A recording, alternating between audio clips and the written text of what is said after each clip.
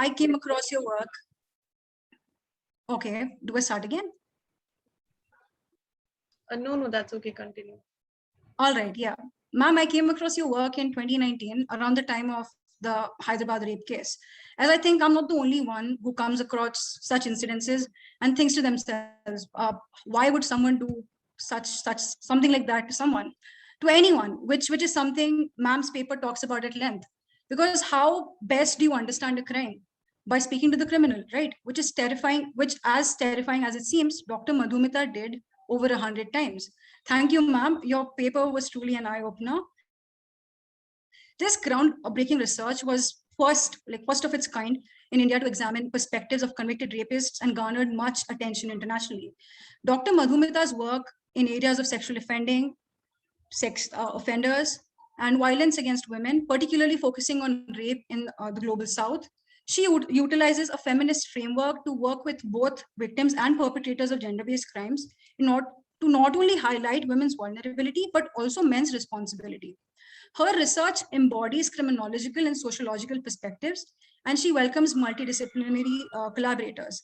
At Sheffield Hallam University, she has been a vital part of the Global Challenge Research Fund, GCRF research project, which focused on trafficking and modern slavery in India. Through this project, she conducted interviews with survivors of gender-based violence at Gauravi, India's first one-stop crime center for women in Bhopal, Madhya Pradesh, along with documenting the experiences of various stakeholders, police, NGOs, social workers, etc., in combating this layered, complex crime. She has been awarded the Early Research and Innovation Fellowship, through which she is expanding her research. Dr. Madhumita on the highly acclaimed BBC documentary, India's Daughter, based on the 2012 Delhi gang rape case. Her work has been widely published by international media, the Washington Post, the Times, CNN International, BBC, the Hindustan Times, Times of India, and India Today. Dr. Madhumita has also been invited for various guest lectures at the Indian National Police Academy in Hyderabad, University of Delhi, Indian Institute of Technology, and Jindal Global University, to name a few. Apathy, Misogyny, and Casteism. As when I read the paper, I was reminded of Hannah Arendt's concept of banality of evil. For the benefit of our audience, Miss Arendt was present at the trial of a Nazi, Eichmann. A Jew herself, she thought that this man would be an embodiment of Hitler's Germany and anti-Semitism. Media of the time talked about him as an inherently evil man. But much to Arendt's surprise, this man was very ordinary, a cog in the machine who took pride in his day job of transporting Jews to concentration camps. He was shallow and ignorant, but not what you'd consider a monster. I found a similar theme in ma'am's paper as well, that rapists are ordinary men and not monsters, the rinde hewan that media and society makes them out to be. This was important. This was a very important study, as it means that we are a part of the problem too, in many casual sexism that we ignore on a daily basis. And with this short introduction, I now invite Dr. Madhumita to share her views with us. Audience members, please feel free to use the chat box to ask questions. Thank you. Thank you, Shreya. That was not short by any means. That was very kind of you. And I'm so glad that you started out with this introduction to your title, because I will be also touching upon it. And I'm so glad that you were able to see these parallels, because that's one of the points that I was going to make as well. I'm going to start by sharing my screen, so just bear with me.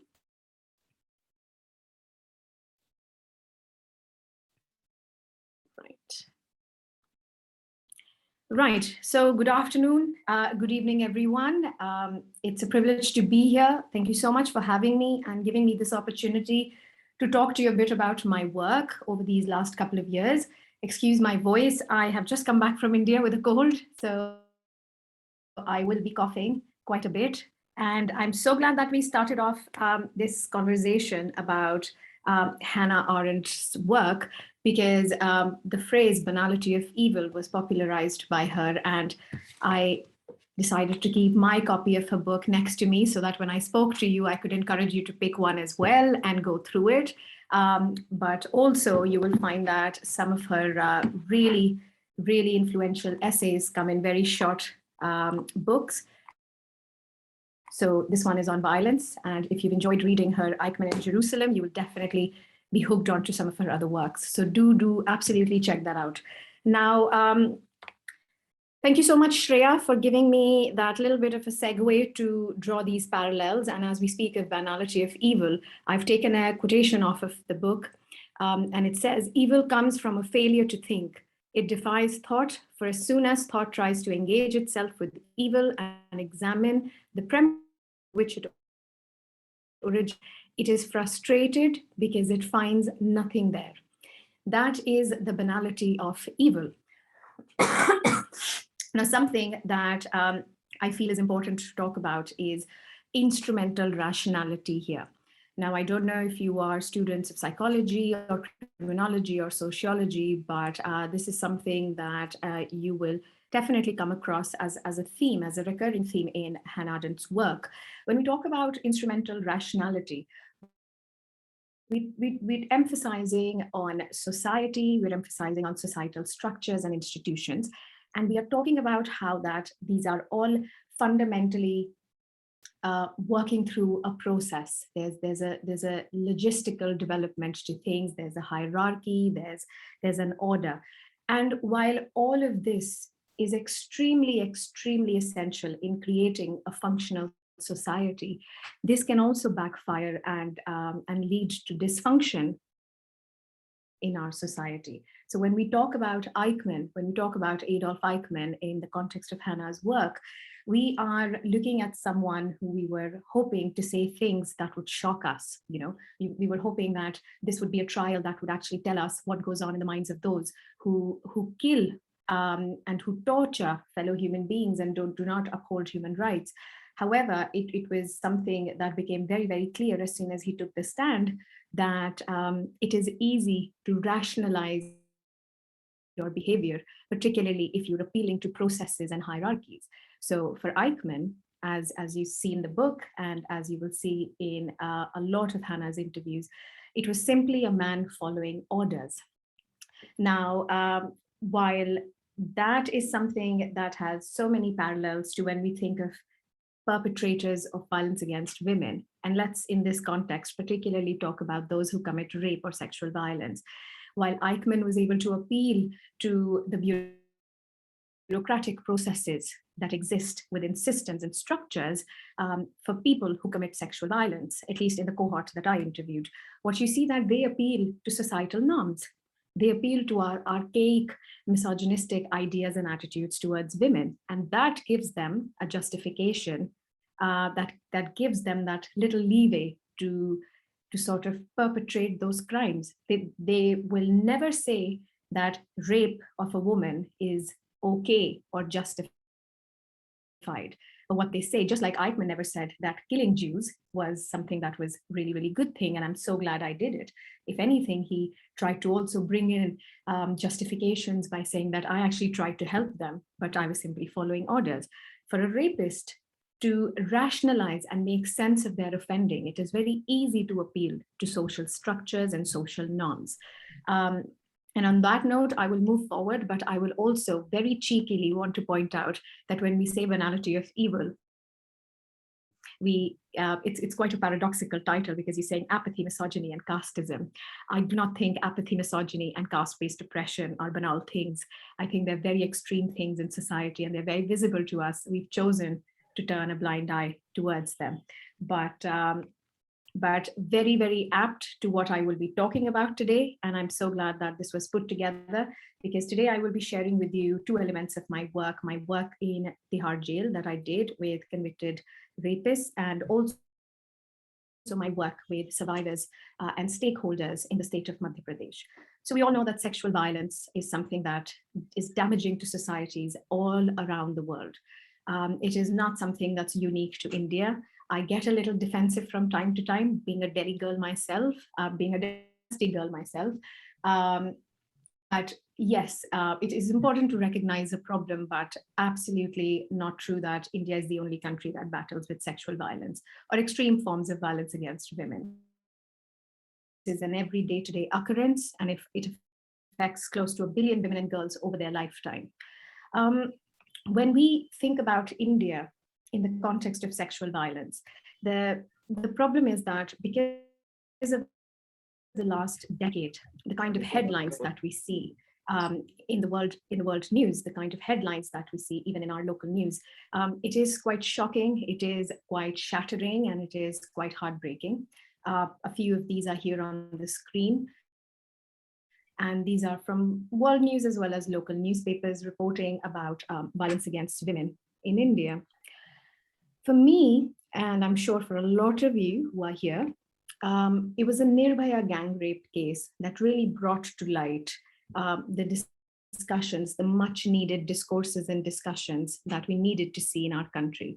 And it's a shame that this is something that was brought on by such a gruesome case. It took something that ground shattering and something that was so traumatic for us as a nation and individually as well, to sort of make us have this reckoning and reawakening to the fact that we need to do something about the issues around violence against women and women's safety in India. So I had actually just, this was what, 2012? Yes, so I had actually graduated from Delhi University. I attended JMC, I did an undergrad degree in psychology, and I wanted to do a master's in clinical psychology. So I came here to the UK, and it had really just been 3 months since I had left India. So December 16th is when the news came up about the Delhi gang rape case. This was very close to my Christmas holidays, and I wasn't coming home for Christmas. So I got a lot of phone calls from home. I remember getting a lot of text messages and looking at stuff online on social media about what had happened. And I always say this, and when I think back and reflect, it's not something I'm proud of, but it was not something that shocked me. You know, when I saw the headlines, and when my parents called and they said, you know, what's happening here? Things are really, really turning around. There's protest happening, there's this happening and that. I wasn't really that bothered, because what was actually bothering me more, why has it taken this case to sort of make you feel like we need to do something? Because clearly this cannot be a one-off, you know, and that's what it was. It was not a one-off then. And even now, we do not see that sexual violence has ceased to exist. It was only the Nirbhaya case that was the most gruesome. These are daily occurrences, unfortunately, in not just our country, but all around the world. So when the case happened, that is very rightly put by Shreya, I really just wanted, as an eager student, to find out, why would somebody do something like that? Why? Because this was something that every protester was also asking. You know, while they were also enraged, they also wanted justice. They also wanted to hang these men. For me, it was simply how do we find some answers? Because everybody wants them. And in that pursuit is when, you know, I had a shift in focus in my work. So I was all set to be a clinical psychologist. I did my master's in clinical psychology, and my aim or my plan at the time was to do some work with the prisoners in terms of their mental health, which is continuing to be a much needed work even today in India. So, excuse me. So in my pursuit to sort of do something, I remember, and all of you can do this, because I really, literally, this is exactly how my journey started. I went on Google Scholar and I said, you know what, Google's going to give me all the answers. Let me try and find out what exists in the realm of research in India when it comes to violence against women, particularly focusing on the narratives or interviews of those who commit such crimes. So I started off with a very broad search, sex offenders in India. I found nothing pertaining to India in particular. Then I thought, you know, let me specify my work. Let me see what I can get in a more narrowed down way. So I said, attitudes, rapists, India. What kind of attitudes do these men have? Again, we do see about 18,400 search results, but I did not find something that was very, very specific or relevant to India. And then finally, I was like, you know, let me type what I want to do. So I wrote rapists, interview India. And again, the search got narrowed down, 4,190 search results. But again, I wasn't really finding anything that had come out of India that could give me some answers. But loads of literature from all around the world, particularly the West, lots of prison research, lots of even female researchers who had explored prisons and toxic masculinity and also attitudes towards women, perceptions of culpability in convicted violent offenders, particularly sex offenders. So I thought, you know what, this is something that I can definitely pursue. And in order to do that, I decided to conduct my research in Delhi prisons. So you all know Tihar Jail. It's famously known as Tihar Complex, Tihar Jail. It is a really, really massive prison, lies in the heart of Delhi, close to Janakpuri. Now, I had a couple of reasons for why I thought this would be a good starting point for my work. Now, the first reason was that it is the largest prison in South Asia. So I knew that getting an easy access to a sample of convicted rapists as well as non-rapists would be something that I'll be able to do. And because this was so recent, it was, I think, about 2 months or 3 months after the Nirbhaya gang rape case had happened. So I did a pilot research in March. So the case happened in December. So I thought, you know, I was really caught up with this whole international narrative around Delhi being the rape capital of the world. It's not something that I really enjoy hearing. And as someone living away from my country, when people do ask me about Delhi or about India and violence against women, or how my life was in Delhi, I do struggle to give them answers, because maybe coming from a certain privilege, I had a very different life growing up in Delhi than some of my friends, some of my colleagues, some of my peers at university. And we'll probably talk a bit about that towards the end. So I thought that this would be a really, really good starting point for my work, because Delhi is being hailed the rape capital of the world. And we also know that the Nirbhaya rapists are housed in Tihar jail. So this sort of justifies why this might be a good research site for me. Although I'd like to mention that my work did not include narratives of the Nirbhaya rapists. They were not part of my study because they were under trials at the time. And finally, like I said, I initially did a pilot study. So a very, very initial basic, study to just gauge what it is that I need to do to actually start a large scale study. And I did this right in the middle of my master's and just about starting my PhD. So this pilot research allowed me to then develop a much broader research proposal for my doctoral research. And because I had done this pilot study, it had also allowed me to be quite familiar with the prison grounds and with the procedures and also what would work in terms of setting my methodology. Now, my research aim was, of course, to examine what was the cultural context in which violence against women takes place, how rape gets normalized and justified in Indian society. People don't really like using the term rape culture, but in a nutshell, rape culture is anything that has, as a society, is normalizing behaviors that may perpetrate sexual violence. And that is precisely what was happening at the time and continues to happen, if I may say so. So the aim for my research was to understand, and this is a specific aim that I was after, the attitudes towards women. So that was one aspect that I really, really wanted to examine. And then I also was really keen to find out perceptions of culpability. So attitudes and ideas about the crime itself. How did the men who had committed such a crime, how did they feel about their own offending? So, and in order to do that, I actually took a sample of both rapists and non-rapists. So I wanted to identify the social cultural mechanisms that make it possible for individuals in a patriarchal society like India to justify the perpetration of sexual violence against women. I think we will now be talking a bit about the participants. Yeah. So like I said, I decided, and this was all thanks to my supervisors, because, when you're young, and you're very idealistic and you want all the answers. And I want to say this at the onset. When I started my research, I thought, you know what, I'm going to find out why men rape. And I sit here in front of you not knowing the answer, and I don't think I ever will. because it's only when you really deep dive into the work, you realize how complex these issues are, how complex and multi-layered these issues are.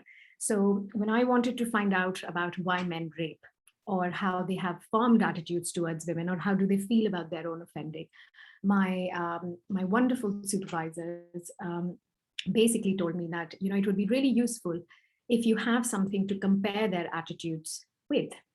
And keeping that in mind, I decided, I think after a year and a half into my work, I decided to add a cohort of non-sex offenders or non-rapists. And these in my work came in the form of convicted murderers. And that's why a lot of the times when I talk about my work, I say that it's not just on rape, it also talks about broadly attitudes towards women in convicted violent offenders. So as you can see, I had about 71 men convicted of rape and 71 men convicted of murder. So this was my final sample. So when you give out your questionnaires and when you conduct your interviews, you may speak to a lot of people, but eventually you can only use the best material. You can't use the unfinished interviews or questionnaires where there's a lot of questions that have been left invalid. So finally, this was the sample that I had to work with. Now, the men convicted of rape under IPC, they were booked for 376. And for convicted murderers, this was IPC 302. And speaking of the research methodology, because I was wanting to know about attitudes towards women, I thought it would also be good to have a standardized questionnaire, not one that I developed, but a very famous one called Attitudes Towards Women. This is a self-reported questionnaire, and everyone filled these out before I sat down with them for semi-structured interviews. So in a way, it was a mixed methods landscape, but the qualitative side was quite dominant because I relied more on my interviews, and it was the questionnaires that sort of supplemented the findings from that qualitative approach. I've not included what the semi-structured interview looks like, but if anyone is keen, the whole thesis is available online, but I'd be also happy to share this interview transcript if you would like to see it and the kind of questions that I decided to include. Now, while I don't have all the questions with me right now, this is something that will actually give you a bit more information on the landscape. So basically, when you interview men in vulnerable positions, and I say vulnerable because prison is a very, very different environment to what we ever experience. And I guess the closest we can come to experiencing it is the lockdown, the restrictions that we all felt during the lockdown. And again, that's a very privileged position to have because you have access to electronic items, you have access to good food that you can get delivered with Swiggy and whatnot. You can watch Netflix. But prison, of course, is not a place of leisure. That's not why people get sent to prison. But also the whole environment, it is a different world altogether. So it's very important to understand how these vulnerabilities play out when, as an external person, you go into someone else's environment. You know, this is the worst place to get a bad cough because I really, really want to talk about this part. So the content of narration. What I did was I decided to go in a chronological order in order to establish rapport, because these weren't men that I had known, right? These were people I was meeting for the very first time. And when you enter as a young female person in a prison, you obviously are somewhat center of attraction, because A, there's an assumption that you're coming from some power. That's why you've been allowed into the prison. And B, it's a woman it's a female in a men's prison. So you know, it's the male gaze is rather strong. It is not. I know people ask me this often. How does it feel? Is it difficult? Are you conscious of the way you talk, the way you do things? I think it lasts only a couple of hours. After that, you are so engrossed in asking the questions and finding out what they have to say that it really doesn't matter. I could have done these interviews under a tree somewhere. I could have done them in the prison all over again. I could have done them in my university. So initially it is quite daunting. I'm not going to downplay it. For a 22-year-old to go inside and have these really wild things and imagination. So for me, it was really all about the things I had seen in the movies. I really thought these were people who could just, snap my neck in a second and kill me. They would be just complete monsters. How will I ever talk to them? I was so wrong and so far away from reality that I hope I can pen that one day. I've just recently written a paper on reflections of a female researcher doing research in a male prison. And I've touched upon that slightly, but I have a reflection diary that can be quite insightful if I choose to one day publish it. So in terms of the content of narration, because I started in a chronological order, of course, the maximum time that everyone spent talking to me about was their childhood.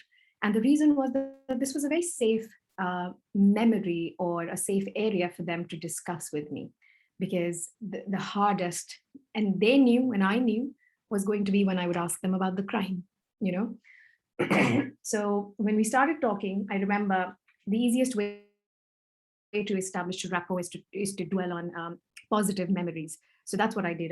My first question to them was, what is your happiest memory from your childhood? What is the first thing you can remember from your childhood, from as long as you can make sense of the world? And people spent the most amount of time talking about their childhood, all their formative years up until they were about 18. And they really did share some very happy times. After that, the maximum time they spent was talking about the crime, because that was a very important point of discussion from my work. Then they spoke about their migration for work. What was interesting was that even though I interviewed a lot of these men in Tihar jail, they weren't originally from Delhi. A lot of them were from outside of Delhi. They were migrant workers. They had come at a very young age in search of work. And then they spoke about their life in jail. They then spoke about adulthood and their profession. And finally, I wish I could have given them more time for this section, but they had some reflections and they wanted to talk a bit about their future aspirations. And some of them did. And I was very, very grateful that they shared that with me. Now, when we're talking about interviews of this nature, they are long interviews. They range anywhere from an hour and a half to 3 hours. And sometimes if someone is really, really wanting to share, that's your lucky day. You can really dig deep and you can really sort of talk to them about everything under the sun and, of course, your research questions. So in terms of the pattern, of course, it was chronological, like I said, because it's the most common form. If you want to jog someone's memory, ask them to think about things. You always start by asking them, oh, what do you remember from your childhood? Where were you born? Who was there in your family? It was a very, very reflective narration because it was very autobiographical in nature. We were relying heavily on their memories to reflect back. And while I say it was reflective, I also like to remind myself that I have no way of finding if it's a true reflective account. They could have told me they had fantastic childhood, but it totally could have been the opposite. So as a researcher, your job is not to find the truth. I'm not the truth seeker. If the police is investigating a case, they have to find the facts. If the case is going to trial, then the judge has to determine what facts come into the picture. For me as a researcher, I had to only make sense of the information that they gave me. And and that's what I was told by my research team, that it's not my job to decide, oh, is this account truthful or not? How will I ever check? But the account itself is so loaded that you get plenty to work with. And then finally, it was a bit dramatical in nature because we are talking about participants who've committed extreme crimes. So wide range of emotions were expressed, and the content was quite dramatic. So whether they were talking about the victims or their family, or whether they were crying at some point, so it did have it was really loaded with emotions, if I can put it that way. So this is a thematic map, and this thematic map is sort of what my findings were all about. So I divided my work into two sections. I have attitudes towards women, and I have attitudes towards self-crime and the victim, because these were the two things that I was really after. We've got gender socialization, how they understood about gender. How did they understand about women in their lives? What were the relationships with significant females? And then on the other hand, I was also very, very keen to find out what were their attitudes to their own self, their crime, and how did they view the victim, So when we look at the sub-themes for gender socialization, you can see there's division of labor, cultural representation of feminine archetypes. You have relationship quality, role of mothers, position of sisters, and duties of wife. When we look at the other side, perceptions of culpability, this got divided into two themes, because up until gender socialization, in my work, I could not particularly distinguish between or find any subjective differences between men convicted of rape and men convicted of murder. Both groups had socialized gender in a very similar manner, and not so far from how a regular person in India or in our culture would assimilate into the society and receive information on gender and gender norms. When we came to perceptions of culpability, this is where stark differences started to emerge, from the linguistic, the chosen vocabulary, to also major themes of acceptance and remorse, etc. So when you look at men convicted of murder, that's what it says, MCM, you see that they are speaking about loss of control. They're talking about serving a higher purpose. They are referring to their crime as an unfortunate accident or self-defense. When you look at the other side, you have men convicted of rape, and there's a lack of acceptance of responsibility. There's a sense of entitlement. There's victim blaming. There's consent, and a very, very interesting theme of powerlessness. And I will touch upon this just shortly as we go through the slides. So then, like I said, when I was trying to understand attitudes towards women, there was not significant differences even in the questionnaire. These men had filled out the attitudes towards women questionnaire, and when you looked at the scores on these questionnaires, there were not a lot of significant differences. I think there was one outlier, and I remember attributing that to lack of education. Because again, in terms of, I don't think I've included a table here, but if you look at the demographic features, a lot of the men were married. The ages, they ranged from 18 all the way to 65. And the average age for the convicted rapist in my sample was 35. Most men had not really completed primary school. And there were very few people who had done a graduation or post-graduation. Some had actually done their post-graduation after coming to prison, and had even graduated, received their undergrad after coming to the jail itself. So that was something that I found quite interesting, and a good way forward in their rehabilitative journey. So like I said, when these attitudes were compared for the rapists and the murderers, there were no significant differences.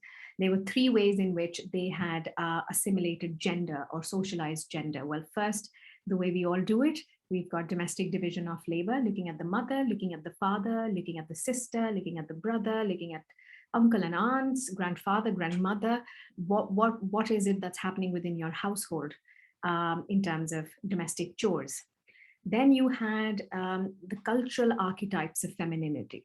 This was something that I was really glad I found, because it touches upon the work, a lot of the work that we had been exposed to as students of psychology. So Carl Jung's work of cultural archetypes. And it was interesting because through this theme, what I was able to find was the way in which mother was almost attributed this godlike status.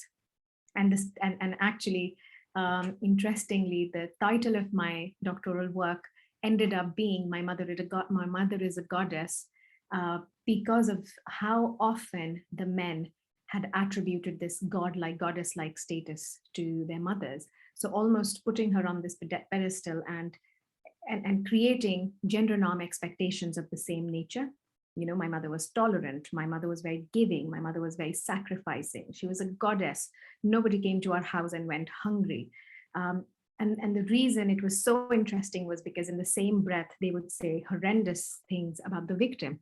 So you've got a goddess in your home, but you've just mistreated someone who could be the goddess for someone else, So it was quite a paradox there. So in terms of cultural archetypes, a lot of the times, our religious scriptures were evoked. So largely the participants were from a Hindu religious background. Not that religion was a factor that I accounted for in my work, but they were all familiar with famous heroines of our mythological tales. So I remember a lot of the wives were considered good wives. The way they were described were like Sita. My wife's like Sita. My mother is like Durga, and all of those mythological, nuanced characters were unearthed in their narratives. So that was really interesting. And then finally, we had relationship quality.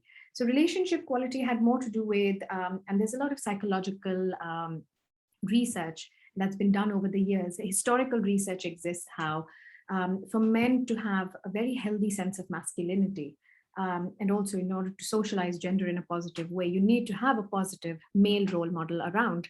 But when men do come to that, when young boys come at that age, that teenage, a lot of the times that male role model is actually absent.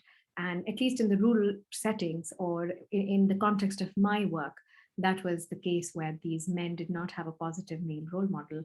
And for them, everything that they had learned about what it is to be a man was through how to not be a woman. What is a good man? A good man is a strong man. Why? Because you don't cry like a sissy, like a woman. So that is the kind of script that underplays the narratives. And in terms of the relationship quality, most men, I think, barring just two, I remember, two in the rapist cohort and one in my convicted murderer cohort, said that they did not have a good relationship with the mother. But everyone else said that we were much closer to our mother and we shared everything with the mother. And while the relationship was okay with the father was quite absent.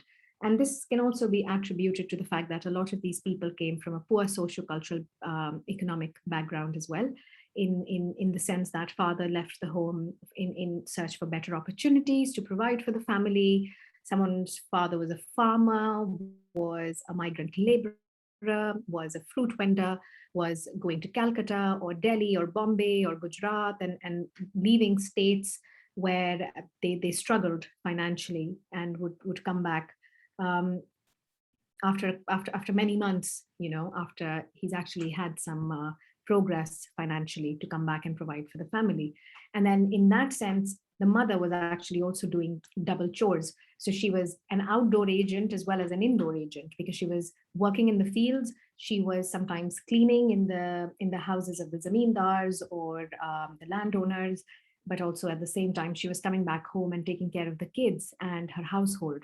So almost in a sense, this relationship quality gave us an insight into the double nature of work that the mother was undertaking, one unpaid and one barely paid. So then in terms of gender socialization, like I said, I won't have the time, I don't think, to elaborate on the role of mothers, position of sisters, and duties of wife. But if you go online, you'll be able to look this up in my work. And it's quite interesting because I've got excerpts from what they have to say about their sisters, about their mothers and their wives. Position of sisters was the most interesting and fascinating for me, because most of these guys, and I think the theme in my work that I talk about is firstborn sisters, and yet their position in their family is probably the lowest, because most men in my sample said that our parents wanted a boy. They were thrilled when I was born. I have two sisters before me, I had so-and-so before me, and I'm their favorite. So even in the way they spoke about the sisters, it was almost an expectation that the sister had to be like the mother. And their expectation of the sister, I remember, was, we just want our sister to get settled. And I interjected this one individual and I said, what do you mean by settled, if I may ask? And he said, I just want a good home for her. She's about 16. I hope she gets married soon. I'm responsible for her life. And, that's what it tells us, that the idea of a settled sister is so different for some people.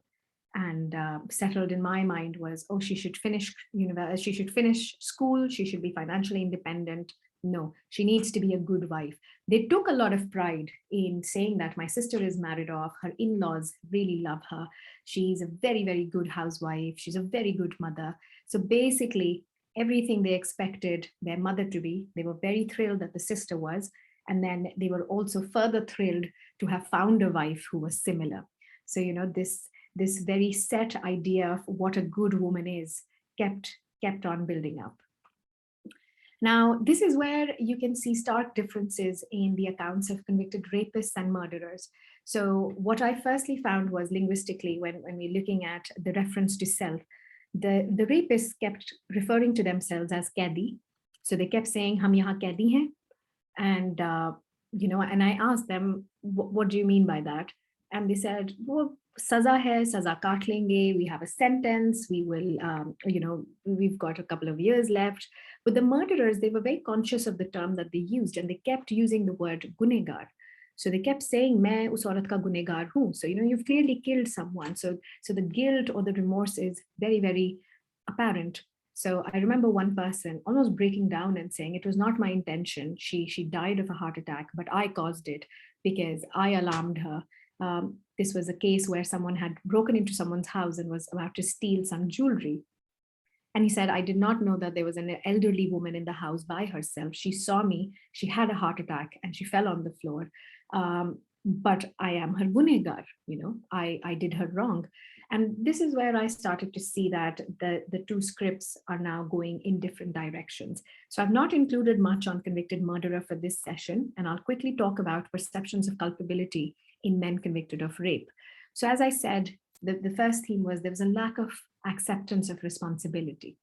For me, something that I would love to explore further, and I didn't get a chance to do this as part of my initial work, was to find out, why do men convicted of rape still maintain that they are not guilty?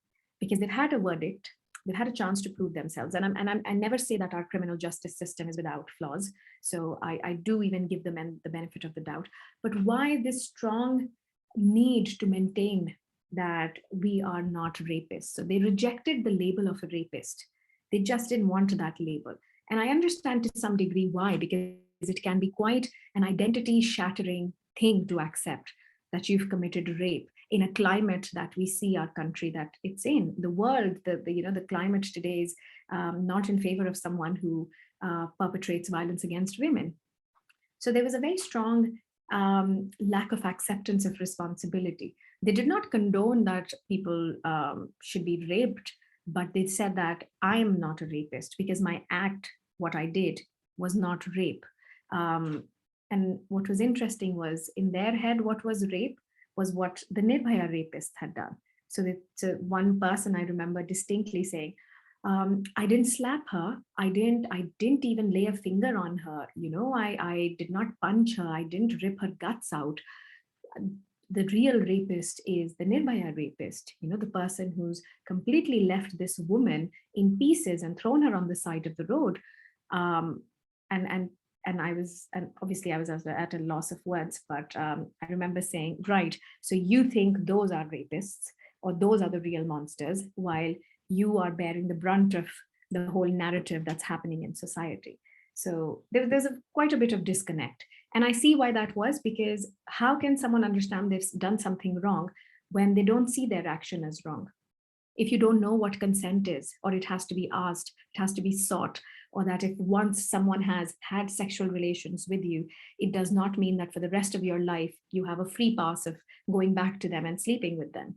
Consent is active, it's verbal, it has to be sought. So for a lot of men, when I asked, do you know what consent is? Did you ask this individual, can I have sex with you, or would you like to have sex with me? So a lot of them started laughing and said, oh no, who talks like this?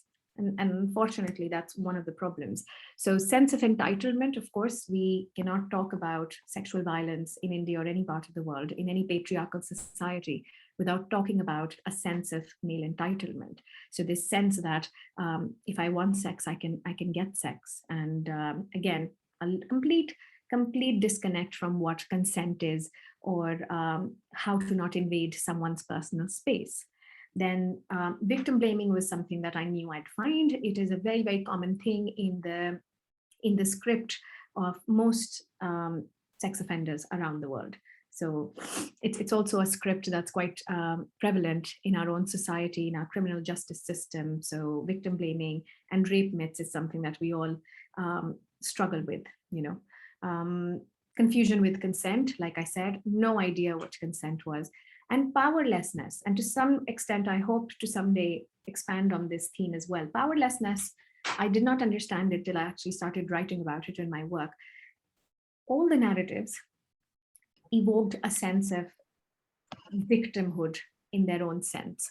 So for a lot of rapists also, when they were narrating the tales of their past, talking about their own family, talking about their own circumstances, there is no doubt that as a developing nation, we have a lot of issues, micro level issues that need attention, from poverty to access to information and resources, education, quality of education, opportunities for those who come from very marginalized backgrounds.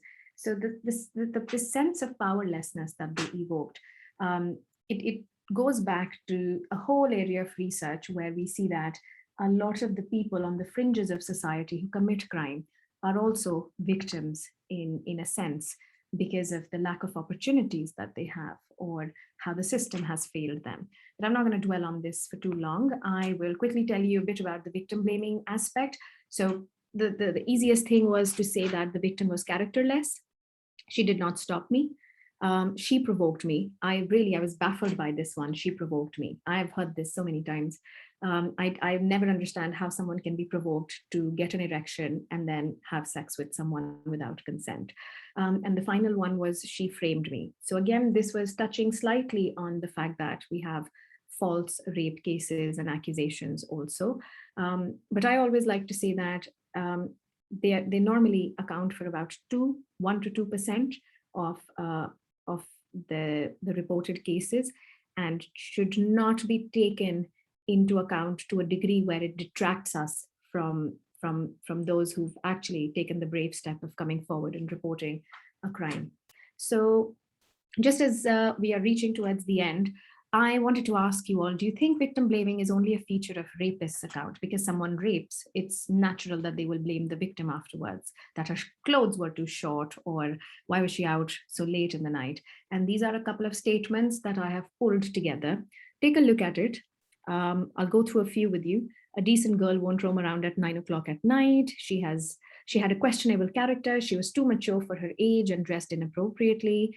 Do you think, and you can put this quickly in the chat, give me a yes or a no. Do you think victim blaming is only a feature of rapist accounts? Or anything more that you want to write in the chat, please feel free. I can see the numbers going up. Yep. Do you think only rapists think like that? And here we've got the people who've actually made these statements. So the first statement was made by a former sports minister of West Bengal. Mukesh Singh, the Nirbhaya rapist, made the second statement. Then the former commissioner of police, Delhi, women should take their brothers or drivers along if they want to be out late at night. Another one of my participants from Tihar said that she had a questionable character. And then former Director General of Police, Andhra Pradesh, said fashionable dresses worn by women, even in rural areas, are among the factors leading to an increase in rape cases. And the police have no control over this matter. So it's very, very important. And when we talk about this banality of evil, and we talk about how prevalent and how normalized some of these attitudes are, why should then we be enraged, or why should we be angered by what a rapist has to say? And I remember when this Nirbhaya documentary that I worked on, the BBC documentary, India's Daughter, came out, and there was a lot of opposition. Javed Akhtar in the parliament stood up and said, maybe you don't like what this rapist is saying. He's been given so much screen time. Probably you don't like what he's saying because you have a very similar thinking. You know, you also agree, or you've said somewhere in the past that, yeah, women should not wear short dresses. Why was she out late? What was she doing with a male friend, etc. So towards the end of my work, I created an empirical model that linked gender socialization and perceptions of culpability in the accounts of convicted rapists. And if you look at this cycle, it's something that makes sense in terms of how we are as a society and how prevalent these things are. We are learning and reinforcing. We've got traditional gender roles. They are very well observed in the family. And then they further get reinforced, similar to how these accounts of rapists tell us, right? My mother is great, and my sister is like my mother, and now I want a wife that's exactly like my mother and my sister. They get internalized. There's a formulation of negative attitudes towards women. We already have male privilege in society. We also further then give a lot of push to female subordination. We then have this cultural acceptance, there's persistence of socially sanctioned gender stereotypes. And there's so many negative consequences for women the minute they start walking outside the rigid, very, very rigid gender norm boundaries, right? They are easily, there's punitive action taken against women who try to defy. And then finally, what we see is what Eichmann did in his trial in Jerusalem. Basically, you're able to justify, or there's some sense of rational explanation by using these archaic gender roles and norms. It allows men, particularly those who commit such crimes, to neutralize their offending by appealing to various rape myths or these normalized behaviors or this historical misogyny that exists in our society. And from there, I will quickly, always I include this in my work. Diana Scully did a lot of work with convicted rapists in US prisons. Check out her work if this is an area that interests you. I was heavily inspired by her work, and she always says that rapists are not only perpetrators of violent and degrading acts towards women, but because of their position at the end point of the continuum, they're also ideal informants on our sexually violent culture. The reason I put this quotation is because I think there's a very, very strong need to do more research in this area and also understand why someone is committing these crimes and see if we can take preventative action, but also rehabilitative action, because a rapist is not spending their entire lives inside the jail, right? They're going to be released back into society. They're going to be re-entering society, and there's a very, very strong need to be effectively and sustainably reintegrated. I've just got 3 more slides now, very conscious of the time, I'm sorry, because the title also touches upon casteism, talks about misogyny. I wanted to talk a bit about intersectional feminism. Kimberly Crenshaw is the pioneer of intersectionality.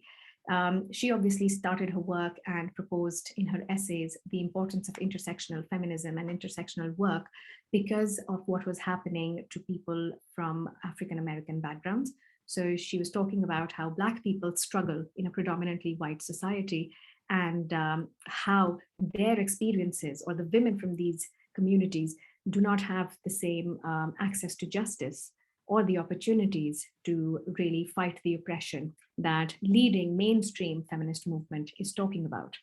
And from there, we can make quite strong links to what happens in our country, for women and girls who come from really, really marginalized backgrounds. Now, these are the 2 articles that I've put here for you, because this year I had a very strong deja vu moment. When I was doing my research and I had gone to Tihar to speak to these men, one of the men, and I remember I did not include him finally in my sample as well, I had a very lengthy interview with him. And in that, he spoke about his victim, which was a 5-year-old girl. I wrote about it, and this blew up, this article, and I also received a lot of flack for writing this. But at the time, I was quite shocked that this man had said he was someone who was a cleaner at a temple in South Delhi. And he said that this little girl, his mother used to beg there, and this little girl was bugging him. And I said, what do you mean bugging him? He kept saying that she provoked me. I said, well, how can a 5-year-old provoke you? So he said, well, she was provoking me because she was constantly coming and touching my private parts. And I was like, does a 5-year-old know what private parts are? Or like, do you think that is, she woke up that day with a mission that she was going to sexually harass you? And you thought that nothing else would teach her a lesson except, sexual coercion. Why didn't you tell her off? Why didn't you push her? Why didn't you speak to the mother who was close by? So he basically raped her, the 5-year-old, And then, after that, I remember that he described this place really, really well. And I knew instantly where this temple was. And I said, right, so what happened to her? Do you know, when you were arrested, was the complaint put against you by the mother? Did you get a chance to see them? Did you apologize? Because he kept saying that, I feel really bad.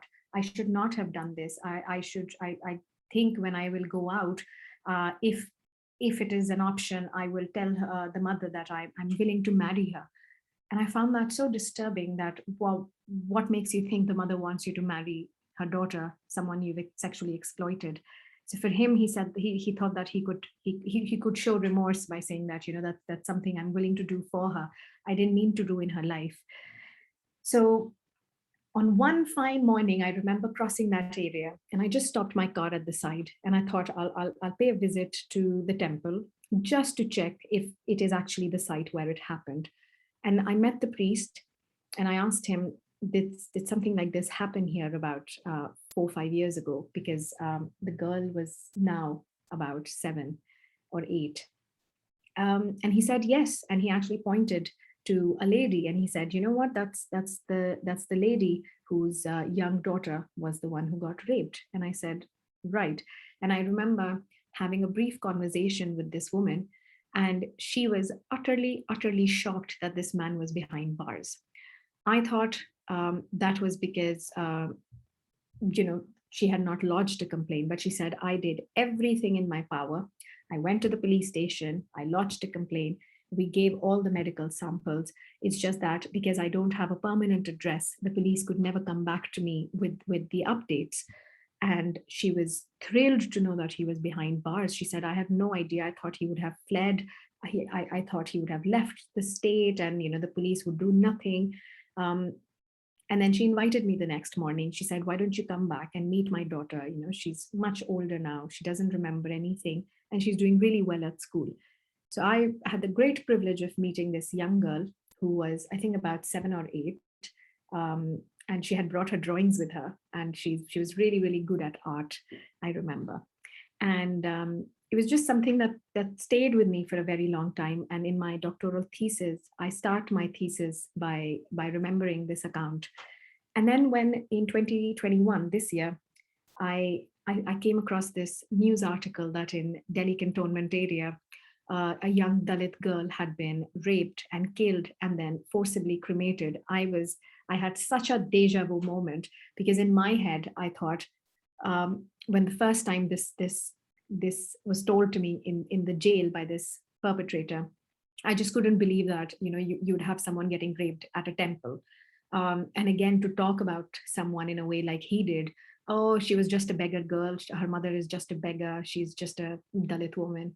And then to see that very, very similar aspect in this case, where this little girl is going to fill water at the water cooler, and then people are claiming that, oh, she got electrocuted, but she was actually not only raped, but soon after cremated. Who cremates a child without telling the parents or calling the ambulance first? So for me, this is something that is still stuck in my head, and I can't make much sense of it. And I drive through Delhi Cant so often that, so this was my deja vu moment for this year.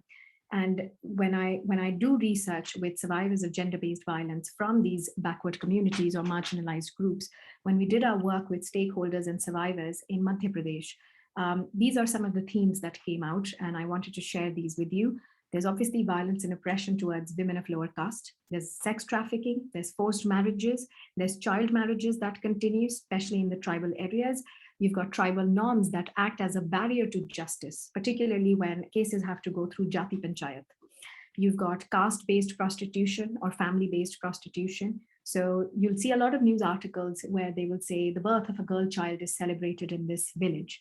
Now, the reason that is celebrated was because, and is celebrated, is because as soon as the girl comes of age, people pay a lot of money to have sex with her. So it's a family-based prostitution setup where the person who actually gets to have sex with her as a virgin pays a lot of money, and all that money goes to the family.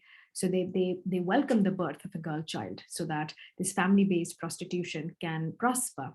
You've got Shuddhikaran, a procedure by which some of the survivors that I spoke to said that if you have been a victim, you do not get entry back into the village till you've done Shuddhikaran and fed the people and had a bhandara.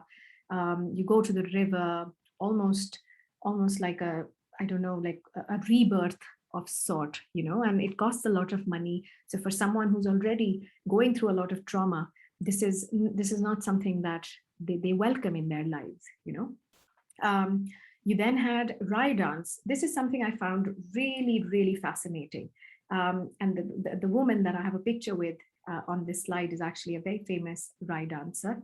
And Rai dance can also be used as a tool for exploitation, this Bundeli Rai dance, and where it happens and how you train for it to happen and how little money you make in it. So, when culture and craft practices get used or are tools for exploitation, that this was an example of that.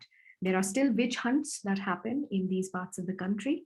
I'm sure you would have come across some news articles, but do a bit of Google search and you'll find some really horrifying cases of persecution of women as witches, branding of these women as witches.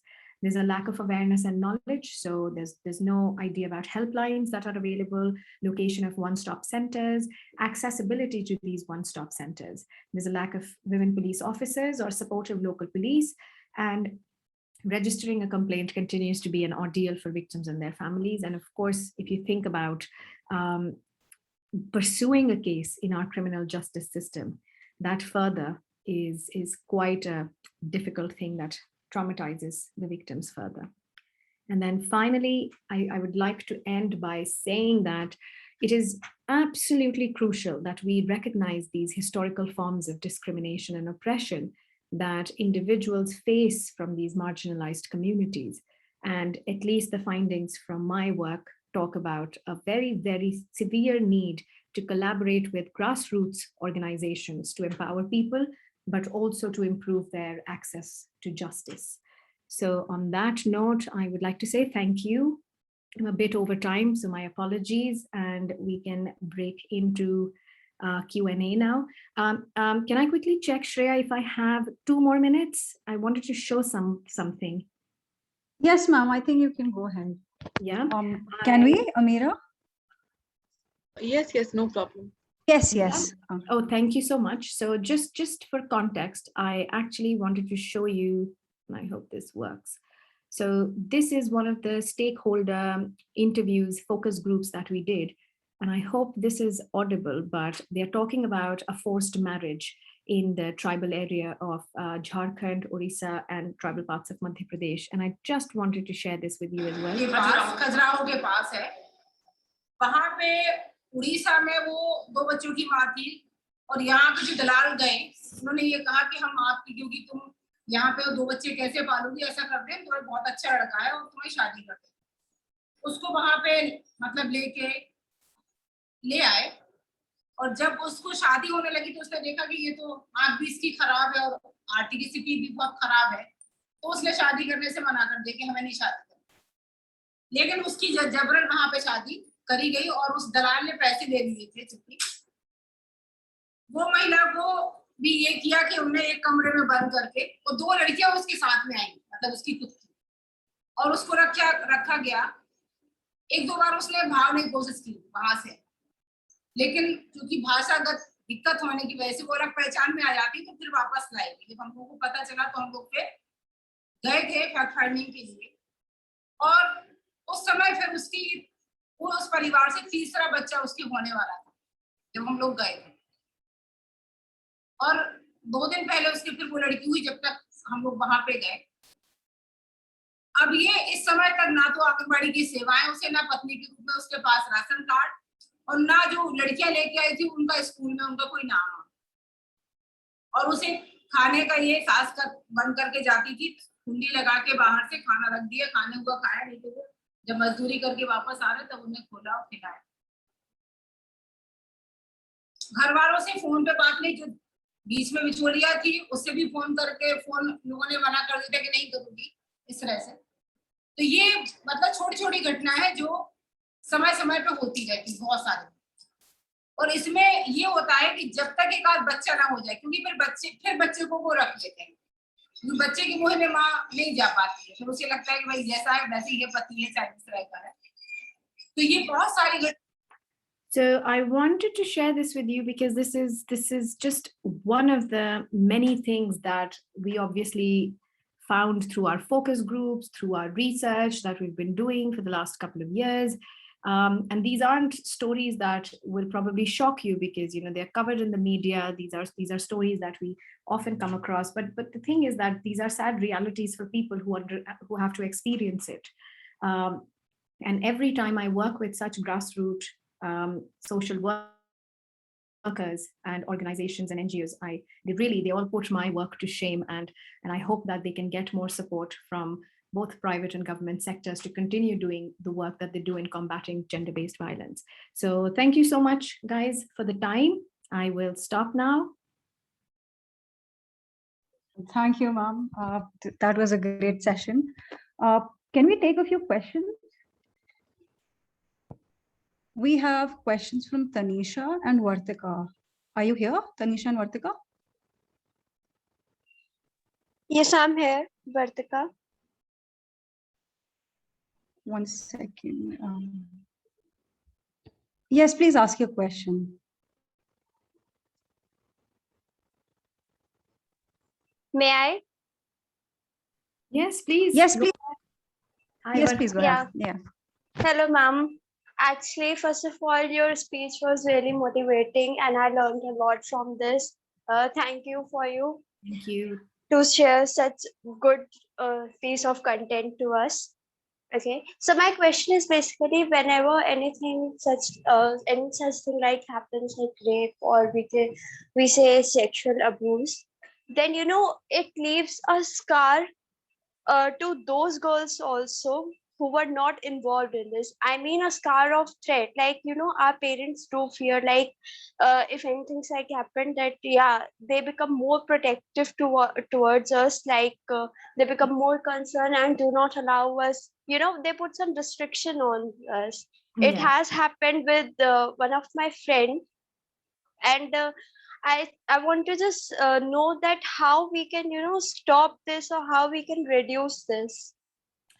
As as a younger daughter of my parents, I wish I could tell you that this changes with age, with your profession, no matter how mature you get, but your parents' concern will always stick around. My mother and my father are always on the phone to me when I'm walking back from work, even here on well-lit streets and at a good time in the day. What I do take from your question, and I thank you for your question, is that, and please check this out. I will write this in the chat as well. And this framework will probably put things in perspective for you. We have Liz Kelly, who's given this really wonderful theoretical framework called the Continuum of Sexual Violence. Now, when we look at a continuum, we are not looking at hierarchical things. We are looking at things that are interlinked. So she talks about, and visually the way she represents it is that at the very beginning of the continuum, you have got every day-to-day acts of abuse. So it could be harassment, it could be someone prank calling you, cat calling you, it could be someone, it could be unwanted touching on a bus. And this continuum goes all the way up to the extreme side, where you've also got extreme forms of abuse. So that can be sexual violence, that can be incest, sexual abuse of different nature. Now, this is a good theoretical framework to not only do research with, but also for policymakers, because the question she asks is, if we are not going to tackle or address or take seriously behaviors at the initial end of the spectrum, how can we tackle the more complex and challenging and more gruesome crimes like sexual violence or child sexual abuse or incest? So when you say that when these incidents occur, they can be quite scarring and quite traumatizing for even those who are not victims, because there's a sense of fear that spreads across society. Everybody wants their children safe, men or women. Sexual violence is not something that is unique to women as well. We know that. So the answer to your question, I would say, is we need to break this cycle where the women are not only blamed for their victimization, but as a means of a solution are also targeted. That, right, if someone is saying something to you, or if you're walking down a not very well lit road where there are two men who are harassing you, why don't you go the other way? Aap rasta badal lo, come from some other way. If a boy is prank calling you, why did you give this number out? So we want to stop this victim blaming behavior, or always sort of putting the onus on the women for their safety, as opposed to not challenging the attitudes of men, young boys, because they are also stakeholders in this fight for inequality and violence against women. So the next time your parents say to you, don't go out, or friend whose parents are like really, really worried, maybe put together a girl gang, go together, carpool, and tell them that I don't have to change my behavior because I'm not someone who's doing anything wrong. It is the people who have this thinking and who are probably susceptible to perpetrating such crimes. They are the ones who need to change. So I hope that answers your question, but I know it can be quite a tricky situation. I'm born and brought up in Delhi up until I was 21 years old. Every time I've just come back from India last week, and I know how many phone calls I get when I'm driving around the city. So I completely understand your question. And thank you so much for asking, Iswartika. Ma'am, I have a few questions too. So if Go time ahead. permits. Go Yes, ahead. ma'am. So ma'am, when I came across the title of your paper, my mother is a goddess, I am an inmate here. Yeah. So I couldn't help but think of the Madonna whole complex. Yes. Yeah. So I don't want to believe in it, but from the interviews that you took, it Yeah. seems that men tend to categorize women into these categories. Yes. That, there are these homely, caring women, these women you put on the pedestal, and Yeah. these other women who are characterless that you need to punish and put them in Yeah. their right place. So Yeah. how do you counter this? Like, we need a solution for this. This cannot go on. Well, this cannot go on, but also, long ago when there was research happening on why men rape, and psychological or psychiatric paradigm was the fundamental authority in looking at why do we have, is there something wrong mentally with these men, why they think like this. And again, the Madonna and whore complex can be traced all the way back to Freud's work and then the psychoanalytical school of thought. So the idea here is that you break that cycle by making sure that the narrative that we have about women, and especially in today's world, we are not the India that was 200 BC or 3,000 years old, where women were not allowed to. They were not even women priests, or they were. We are following the Manusmriti. That's not. We are talking about in Modi's India, as I like to say it. We are an Atmanirbhar country. Beti bachao, beti padhao. So if a beti is going to school, she's wearing the uniform. So clearly, she's not a whore if she's wearing a short skirt and going to school to get education, right? So these are things that unfortunately cannot be changed overnight. But what is a very, very dire need is to address them through something that I find really missing in India, or maybe missing back when I did my research, and now there's at least a certain shift. We do not have public awareness campaigns in different languages. I'm sick and tired of all these serials that come on TV, these soaps where the characters are still the same, where this is a good woman, the villain versus, the nice, pious woman who's the self-sacrificing bahu who's taking care of everyone.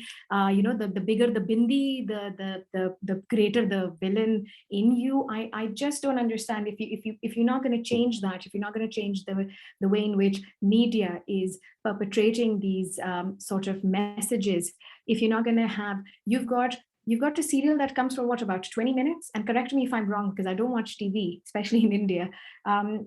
You've got what, 10 minutes of ad breaks that come how is it possible that, and I know there's a lot of money in advertising and that's why the channels run, but how is it not the government or the private sector prerogatives to make sure that in those 10-minute slots, you also put in some public messages about how to treat women, about helpline numbers, about changing attitudes, rectifying these misogynistic ideas? Why, if there can be a disclaimer for alcohol and there can be a disclaimer for smoking in movies, why can't these soap operas have a disclaimer at the background that this is a work of fiction and this is not what women in today's world look like or behave like, or these should be gender norm expectations?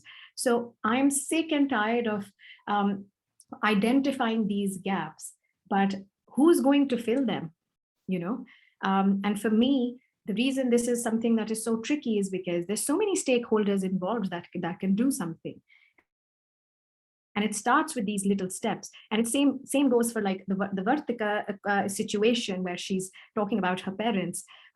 Good girls don't go out at night. Your safety is in your hand. If you're leaving the house after 10 to go to a disco theater, that's on you. If you're going to wear a strapless top and go out, that's on you. So if we are the ones who are going to categorize women into these boxes and allow and justify and normalize how this one deserves to be punished or is a victim of her own consequences, then there's really no hope, isn't it?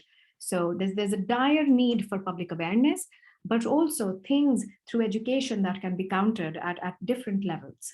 Yes, ma'am, I agree. We'll take Tanisha's question now. Tanisha, are you here? Yes. I hope I'm audible. Yes, Tanisha. Hi. Yes. Hi, ma'am. Thank you so much for the amazing session. I had a set of 3 questions, but first of all, the most important one that I wanted to ask you was that you talked about consent, but do you really think that talk around consent would help break the rape culture? Because there are also revenge rapes, which are based off the fact that they want to tame or spoil the life of a victim. Same is the case with acid attacks. So does the talk help at all? Yes, it will help. If I can answer in one word, consent is so crucial. It is so crucial. Is it going to give you the answers to everything? Will acid attacks stop if someone learns about consent? Probably not. Also, it's very important to understand that a crime happens when there's an inherent motivation, but also situational factors that allow for it to happen. But when we talk about consent, we're talking about a very, very basic human right. A person's body, a person's private space is to be respected. It is just as simple as that. So for me, when I say consent is important, it is because for a lot of us, we do not really actively think about consent. We also don't know how to ask consent. I've been in a relationship for 10 years with my partner. We're not married. We'll be soon married. But when I think about consent, have I verbally sought consent? Has he verbally sought consent? I ask my friends, do you know what consent is? And some of them will giggle away. I ask young people what consent is when I teach. And while it's great to sort of talk about consent, that we need to have it, we need to have sex education. Are we actively allowing ourselves to ask those questions? Are we okay to say to our partners, do you want to have sex? Or we ask that question and say no or yes. Why is there such taboo or such stigma about a question that is so crucial when you see it is essentially nothing more than a respectful conversation towards another person, right? You have, for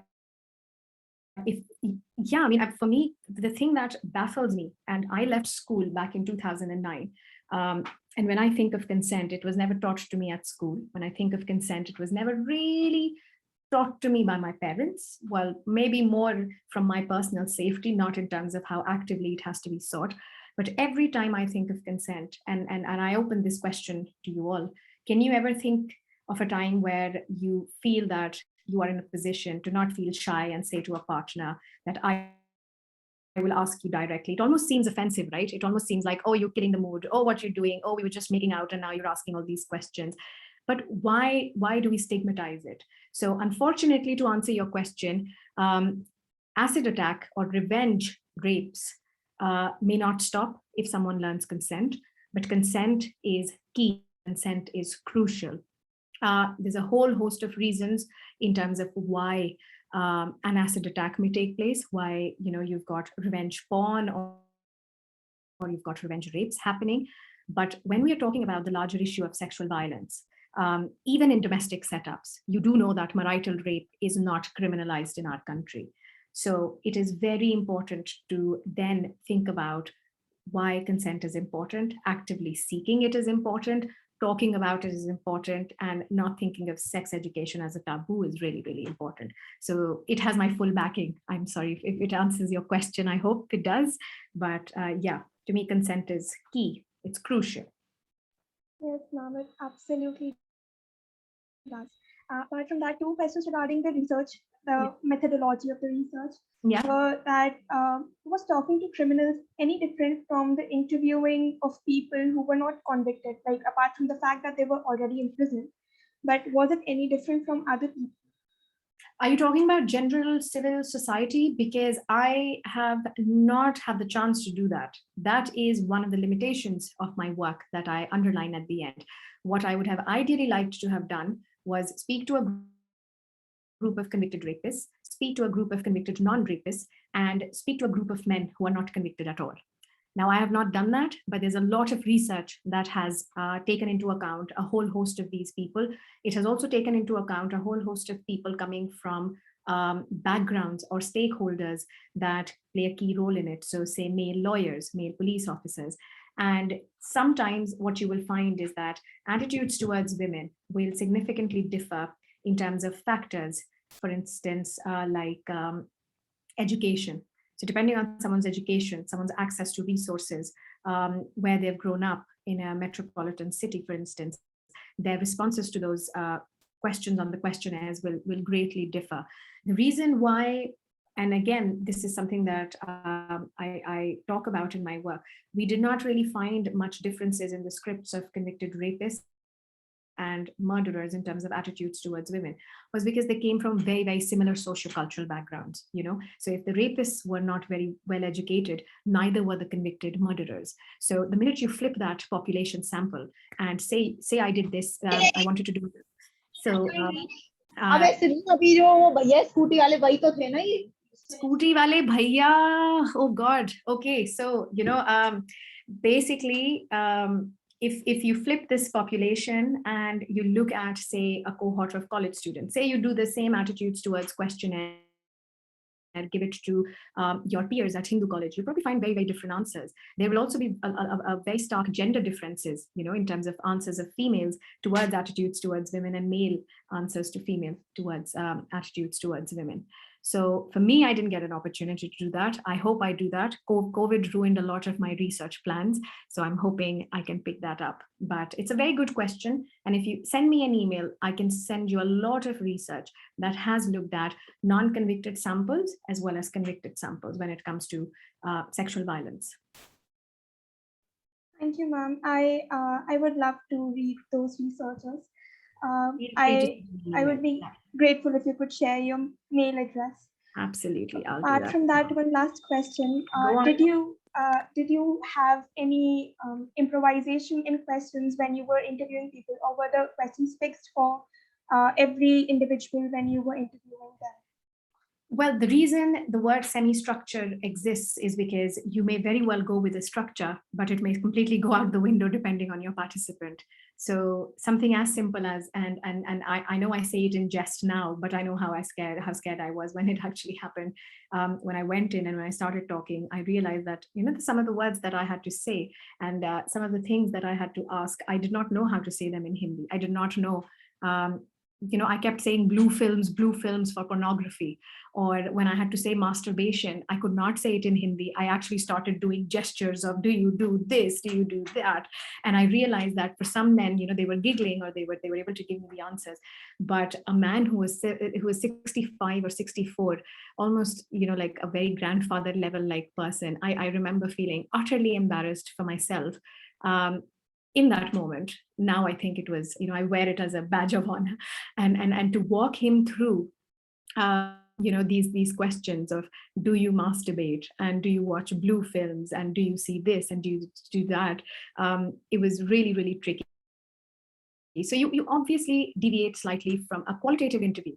Is never fixed. Unless it is a closed-ended questionnaire, unless it is a very, very structured questionnaire. Mine was an open-ended, semi-structured interview. So a lot of the times, say for example, I want to know about female relationships. There was someone who said that I'm a virgin. I've never had a sexual relationship with someone. One person said that my mother passed away when I was really, really young. So a lot of the questions around mothers would just go out the window, so then you'd have to emphasize on other relationships.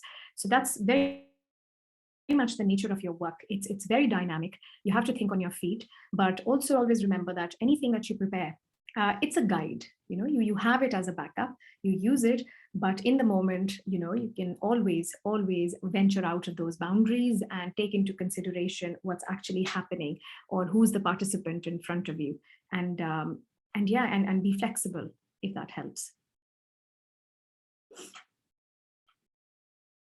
So yeah, I think that answers your question, Tanisha. Yes, it does. Thank you so much, ma'am. Thanks. Thank you. Ma'am, I have a few questions. Go on. I'm so sorry we're taking so much of your time. No, but it's yeah, fine. yeah.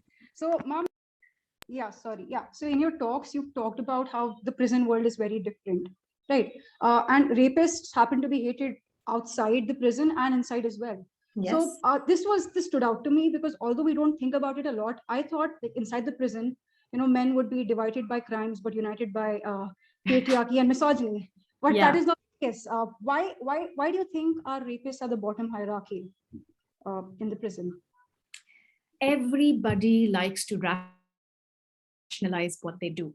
Everyone. You as an individual can lie about something as simple as, I went to a stationery shop and stole a little rubber while the person was looking for a chart paper in the back, and you'll come back and justify it by saying, oh, his shop is really overpriced. Doesn't matter, I've just taken a rubber, an eraser or a sharpener or a pencil. When you are putting together men who've committed crimes ranging from petty theft to all the way extremely violent crimes, there has to be an order in all of that chaos. And that is why the prison world is so different and equally fascinating. And as an outsider, it takes a lot to really make sense of that. And I always say that while my work may come across as very ethnographical in nature, when you really go and assimilate in a culture, but it can never truly be representative or depict the actual reality, because something that I had that those individuals did not have was the choice to leave at the end of the day. I may have spent my entire day there. I may be there 8 o'clock in the morning and I may be leaving at 6 in the evening, but to have the choice to leave the prison grounds is a choice that was mine. It is not a choice that they have, So when it comes to these prison hierarchies, there has to be a system, there has to be an order. And the way in which it works can be quite tricky and also, quite gruesome in ways. We all know about gang violence in prisons all around the world. It's an issue. We do know that we all are social beings. So it is so important for us to have these social groups to be a part of, to feel like we belong somewhere. Now, what happens with the rapists is that, and by no means am I sympathizing with them, or I feel that this is something that they don't deserve. I feel that prison is doing its purpose. It's a reformative journey for someone to go through that, eventually come out of the prison on the other side, rehabilitated, hopefully, and sustainably reintegrated. But when you are talking about convicted rapists, and who's below convicted rapists also? Child sexual offenders and molesters, because at the end of the day, nothing is worse than raping or sexually coercing a child, because the child the child is defenseless in a way. They cannot really do much for themselves. So the most detestable people on the prison grounds will always be child molesters, child sexual offenders, because what allows people to survive in prison in a way is probably to take that moral high ground that I didn't do something so bad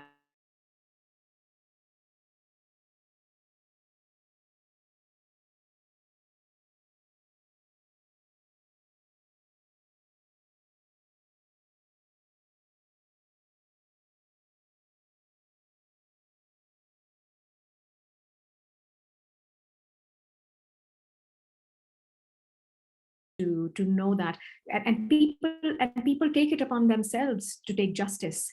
So if you are beaten on the prison ground because you're a child molester, it's because you deserve it. I'm here, sure, but I've never raped a child. Bacche bhagwan hote hain, and these are things you hear, and it is just amazing to see how there's, how they say there's honor among thieves. So it's basically like that, making sense of this very, very, very, very difficult environment where one has to spend a really long amount of time, and we can never possibly imagine what that's like. Yes, ma'am. Thank you. Thank you for answering my questions. I'll quickly ask my question, after which, if you allow, ma'am, we'll take 2 more questions from Right. the audience members. Yeah, I see Lavanya is trying to ask a question as well, and she's raised a hand. So after you, I think we can take her question. Yes, ma'am. So in one of your interviews, you've advocated for rehabilitation over retributive justice. Yeah. So, ma'am, and again, in your interviews, we learn that these people have little to no remorse. And again, I may be flawed in my parallel that I draw here, that in order for therapy to work, you need to be willing to accept, admit that So how does this work? And even after these people are out in the society again, what's the assurance that they will not do it again? They will not be repeat sex offenders? There is no assurance, just like there is no assurance that hanging someone will stop crimes against women. Right. Yes, and that's how we work. We have mechanisms in place. We try and see what works. We learn from other countries where there are systems in place which may be giving some answers. When I promote reform and rehabilitation, I'm coming from a place where, when I have spoken to these men, I never went there to make them realize what they have done was wrong. But what I've realized is that through my research, and this was not something that was intentional, and this is just human nature, to allow these men a space to actually talk about their crimes in itself is therapeutic.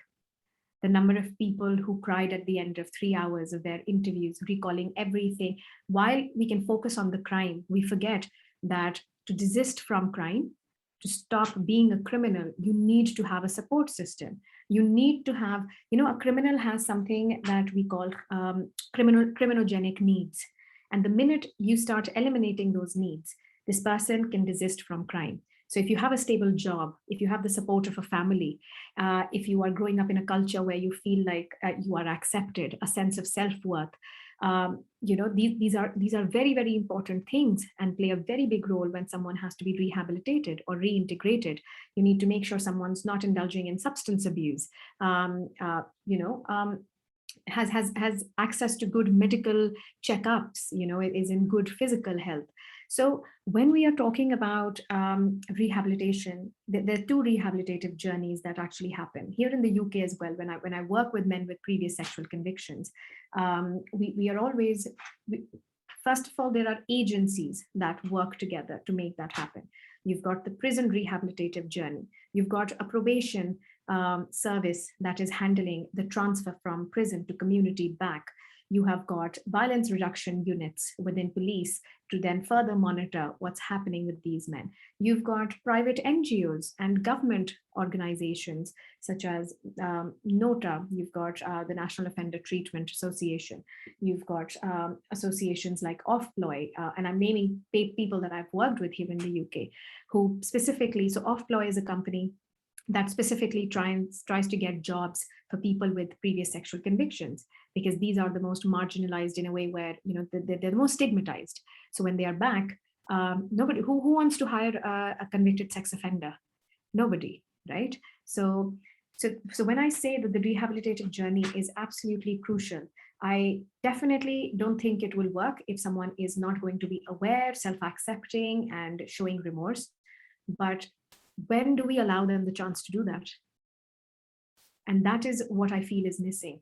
If you see people spending almost 7 years to a lifetime in a prison, why are we not giving them that opportunity? I want to, as a taxpayer, I want to see my money spent well for rehabilitation programs. It is absolutely crucial to see that these men get an opportunity, an outlet to actively reflect on their actions, think about it. And, you know, remorse can be seen in very, very, very little things. I often say that when I think of excerpts back from my work, someone may say that, oh, this happened to my sister. Oh, this happened to my, I hope this never happens to my sister. You know, what I did to this woman, she's also someone's sister. She's also someone's daughter. For me, that is remorse. Why? Because for this person to really feel remorse from a point where, oh, I did not seek consent, he needs to understand what consent is. Who's taught him consent? As a society, did we ever tell him in the first place that, you know, be respectful towards women, don't go seeking sex if they say no? So how will he show me remorse when he's not even understanding what he's done is wrong? And to allow people that opportunity is so key, because tell me what's better. While we cannot control that these men come back and reoffend, we are also right now not able to stop or do anything because there is no rehabilitative processes in place. So even now they are coming outside and are probably doing repeat offenses, or the cycle of victimization and future harm will continue. So at least to try and put a mechanism in place can give us some results. So here in the UK, if it helps answer your question, men convicted of sexual offenses, only 10% of them go on to reoffend. Almost 90% of them get successfully rehabilitated and reintegrated. So yeah, and they have the Horizon program. They used to have the sex offender treatment program. They have a number of different psychological and other programs that are helpful within the prison and even outside. So yeah, so I think it's something that we can do, is how I always put it. Yes, ma'am, the 90% is just promising. Yeah. So we have a question from Mansa. Mansa, are you here? Yes. Yes, Mansa, please go ahead. Ma'am, firstly, good evening, ma'am. This is such a great session. You had me every second of it. And ma'am, my question is that, can you explain how the interviewing the prisoners affected your mental health, or and can you narrate an instance or so that stood out? This question, I get this question so often, I can't even tell you. And I wish I had a better answer. It did not affect my mental health, and I'm not saying this because I'm some Wonder Woman or I'm immune to these things, but because for me to focus on the purpose of why I was there probably helped a lot in sort of creating this very guarded boundary around me, where when I leave the prison, I leave my work at the prison. It is not something that I discuss socially. It is not something I come home and I have to talk with my parents on the dinner table. Maybe I don't know if someone else will do it. You can ask them. But for me, I was so driven at that point to really just find out. It was, I remember the time when I used to go to the prison, I used to wake up just thinking, I will now go, I will talk to this person, I will talk to the next person, I will find out what they have to say. And maybe the reason it didn't affect my mental health so much was because everything irrational that I had thought about was shattered the minute I entered the prison. These men were not attacking or abusive towards me. They were quite respectful, and they had to be. They were in prison grounds. They were, even though we talk about ethics, and them giving me free verbal and written consent to do the work. How free is someone in a prison, you know? So these are broader philosophical questions. What has always affected me, if I'm very honest, is not really what these men said to me, but probably how ignorant I was myself all my life, you know, growing up in Delhi and thinking I knew best, or who's getting raped or who's getting bothered. Maybe because we now live in a world where people are more vocal about these things. Some of my friends, when they told me that, you know, we used to come by a bus to college, and in the morning, you know, they'd be grumpy in the classroom, and I'd be like, what's wrong? I'd be blasting music in my car and driving and sitting through traffic and eating something, and they'd say that someone groped us, you know, someone touched us. I really cannot imagine what that feels like. I cannot imagine what it is to wake up in the morning, to go to a class, to a university that you've worked so hard to get into, and at 8 a.m. in the morning, some random stranger is groping you on the bus. So I think for me, this is, you know, what has affected my mental health probably is just understanding how much of my life I've spent in a shell, how much you know, never checked my privilege, so to speak, how I've probably been very defensive when it comes to violence against women, and how I've been really blind to so many things in my own personal life, you know, within the social circles that I run in. We often say that, you know, that the more the educated and the more liberal-minded and city folks do not really encounter such issues, and that is such garbage. That is utterly nonsensical. They're probably better at hiding it under the social garb of, you know, oh, you know, it's fine, you know, we are very liberal-minded people. So I think for me, what has affected my mental health, I would say, is a lot of my encounters with reality, and to really understand how different life is living in India, how diverse our country is, how varied the experiences of women are, and to really recognize very, very small things. When people ask me, you know, what's your greatest takeaway from your work, my mother has always been a very, very strong, independent woman, and a role model in my life. Just like my father, I owe a lot to my parents. But for me, you know, my mother, despite leading by example, she's never been someone who's very vocal about things that she sees around her. And I remember by the end of my PhD thesis, and every time I would write a chapter, I would share it with her. I would share it with my father.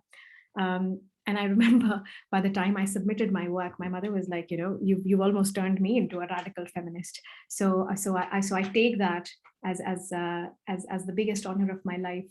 So, you know, to be able to see through this normalized oppression and misogyny, and to be open and receptive to experiences that people share with you, and to not brush them aside, and to afford and to accord that respect to people who are brave enough to take action. That is what's affected me the most, and to really accept that I really don't know much. I have such a long journey ahead of me to learn so many things, and we can all be on this journey together.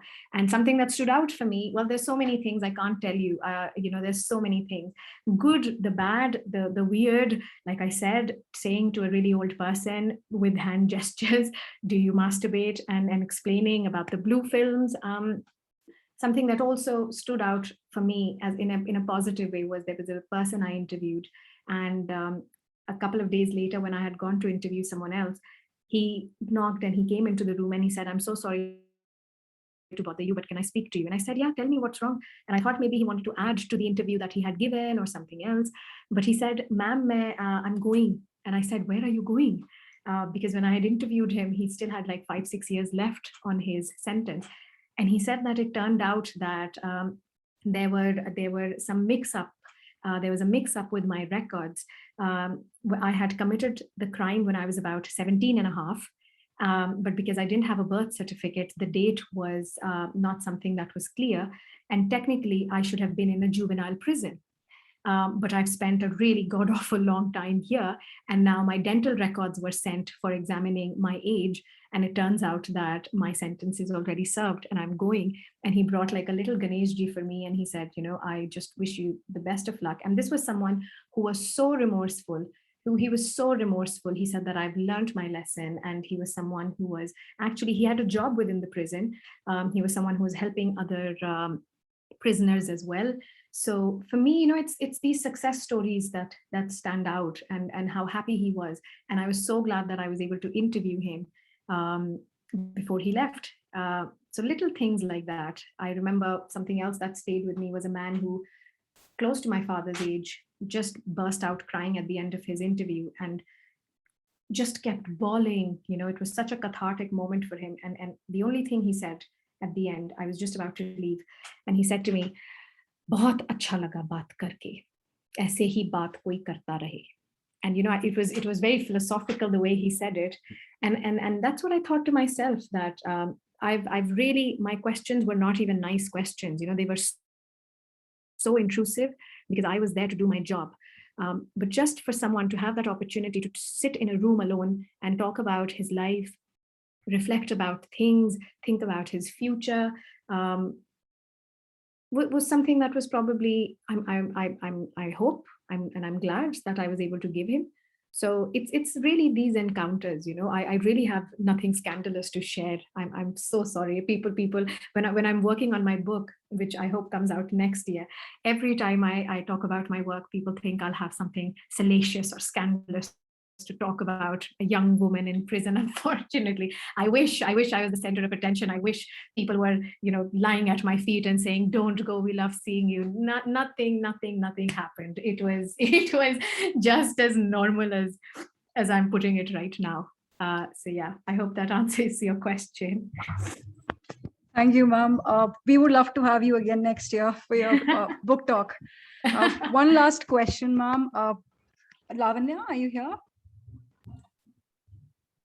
Hi, I'm here. Yeah, please go ahead. Hi, ma'am. First of all, Hi. I would like to thank you so much for sharing your extensive research work that you conducted in your past years. The way you explain these complex underlying trajectories of the social violence, the way you express like everything in a detail, and I can say in divisions. I read my paper of Johan Galtung, that was peace paper of violence. So there was this conflict triangle. It consists of the behavior, the contradiction, which consists of the inequalities, which further lead to the attitude, change in attitudes, which we can consider the underlying sexism or the casteism, which finally perpetuates the violence behavior in the society. So, ma'am, my question is that when we see this as a circle or this triangle, we can see that it's not just a one issue. There are so many underlying cultural things that are going on that leads to this big violence. So I would like to ask you that, yes, we know that there is patriarchy. It is at a question here. So I know patriarchy is a problem here. What is the way forward to this? And my second question is that how, as individuals, like I know I am studying at I have this privilege to know about these issues. But somewhere I feel that would be very harsh for me to say this to everybody here and to myself also.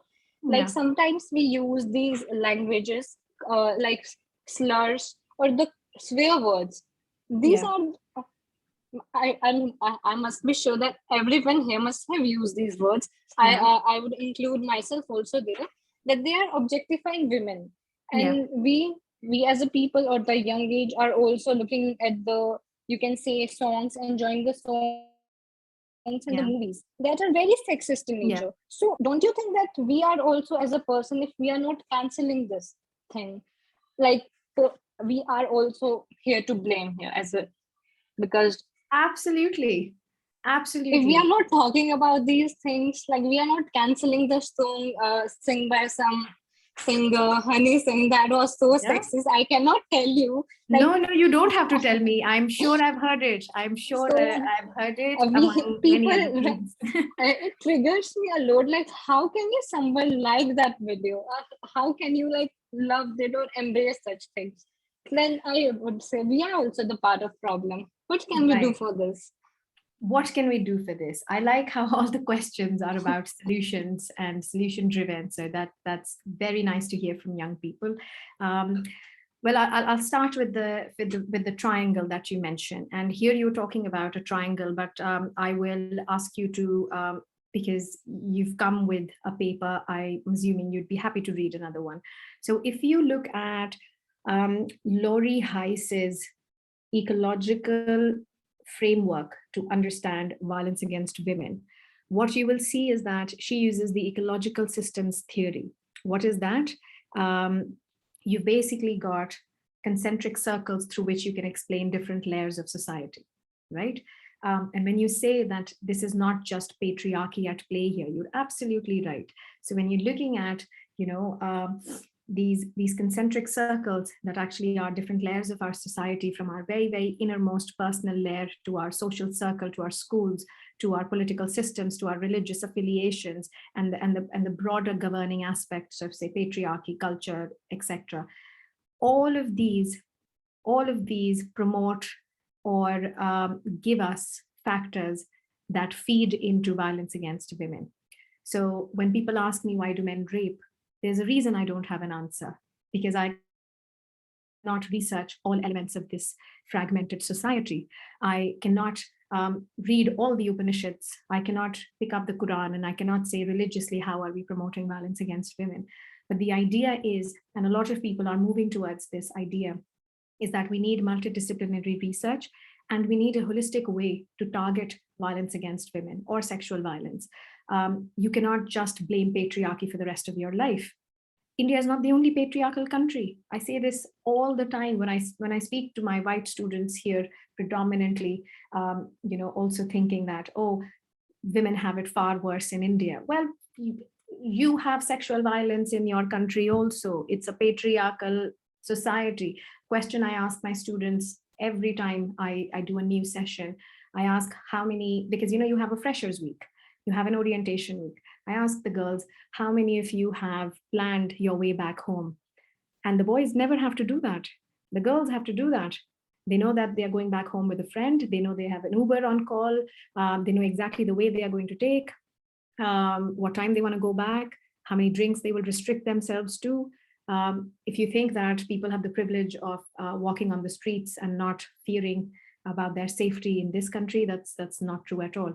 So again, when we have works of people like Kimberly Crenshaw talking about intersectionality and intersectional feminism, it is to consider all these varied aspects that exist in our society. And you will never, I hope in my lifetime we see a better society. But this is an age-old evil. It has existed for so long for a reason. It is a socially constructed problem that we have.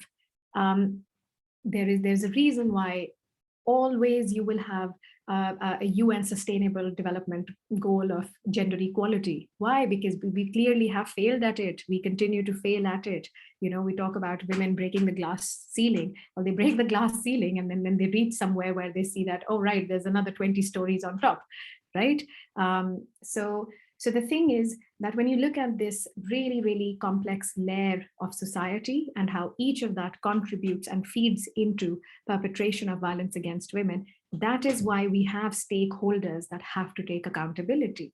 So you have a government organization, you have a private school, you have a university, you have researchers, you have NGOs, you have independent organizations doing work, you've got authorities.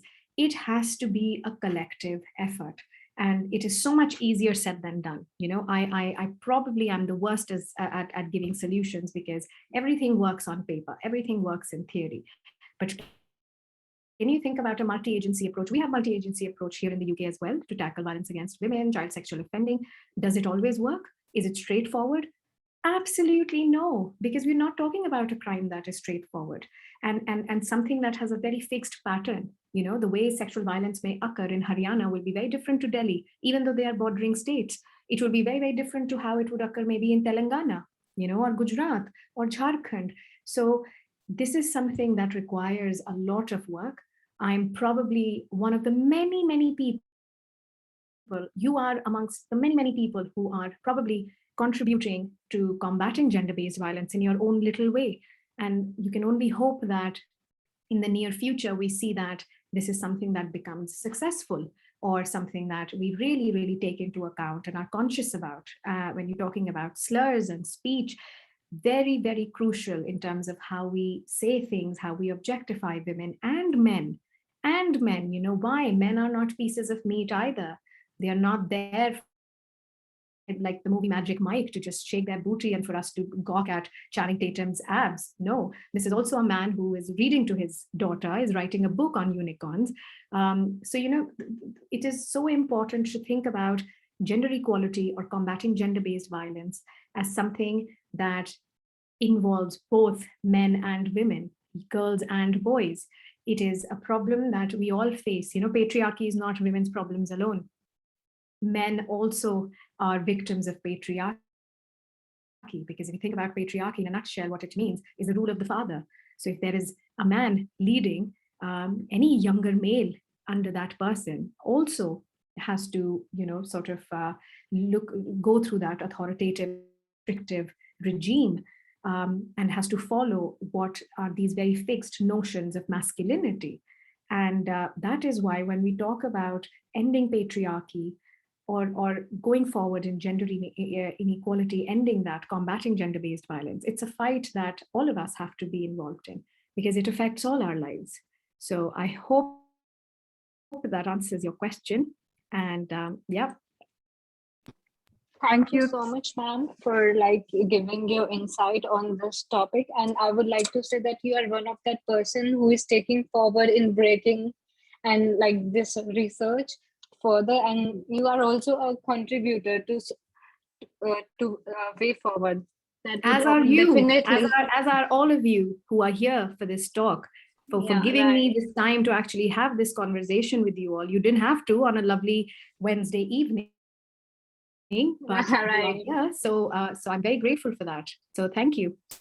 Thank you, Lavanya. So that is what I wanted to say too. We are all doing our part by being a part of this conversation today. With this, we come to the end of our talk with Dr. Madhumita today. I would now like to invite Amira to deliver the vote of thanks. Amira? Thank you, Shreya. So sorry, I won't be able to turn on my camera. I'm facing some network issues. But anyway, I'd like to start off by thanking Dr. Madhumita Pandey for being so courteous and so kind, you know, so as to take out the time and have this very, very detailed session with us. It was truly enlightening to have been, you know, walked through such extensive, such impactful research by the researcher themselves. Personally speaking, it was a very, very eye-opening lens to look at things through, you know, to understand more of the assaulter psychology isn't something that I think any of us had like done before. It was very, very educative. Secondly, I would like to thank our collaborators for this event, the Women's Development Cell, Hindu College, who have been very, very essential to helping us pull this event off. Lastly, thank you to everybody who joined us today for this session. We hope you found this session as enlightening as we did, and we hope to see you in all of our future sessions. And all of those important note, all those of you who would like certificates for this session, please do fill in the feedback form that I've shared in the chat box. And if you did enjoy this session, please do check out our work and follow us on social media to stay tuned for more such events. I will be posting the links to our social media in the chat box. Thank you. Thank you. Thank you so much. It's been nothing but a pleasure. So I will take your leave now. And if anybody needs me, I think I've shared my email in the chat.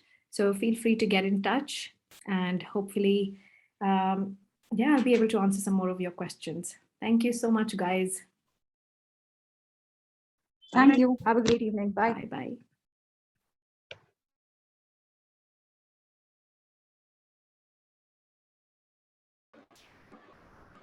It was so amazing.